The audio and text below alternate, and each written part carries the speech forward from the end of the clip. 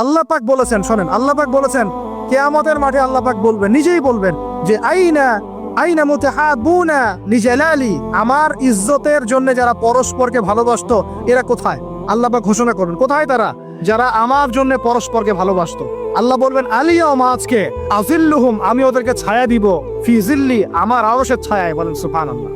ইয়াউমা লা জিল্লা ইল্লা জিল্লি, যেদিন আমার এই আরশের ছায়া ছাড়া অন্য কোনো ছায়া থাকবে না। মানে কিয়ামতের মাঠে আল্লাহর আরশের ছায়ায় ছায়া পাবে কারা?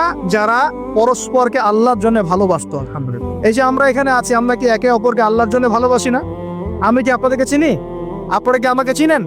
এই যে আপনারা আলেমন আমাদেরকে ভালোবাসেন, ইসলামকে ভালোবাসেন, কিসের জন্য বাসেন? আল্লাহর জন্য। এই আল্লাহর জন্য যারা পরস্পরকে মহব্বত করে, আল্লাহ পাক তাদেরকে আরশের ছায়ায় ছায়া দিবেন ইনশাআল্লাহ। আরো একটা নেকি আছে, বলবো? শোনেন, আরেকটা হাদিসে আসছে কিয়ামতের মাঠে স্পেশাল কিছু মিম্বর থাকবে। মিম্বর চিনেন? যেখানে দাঁড়াই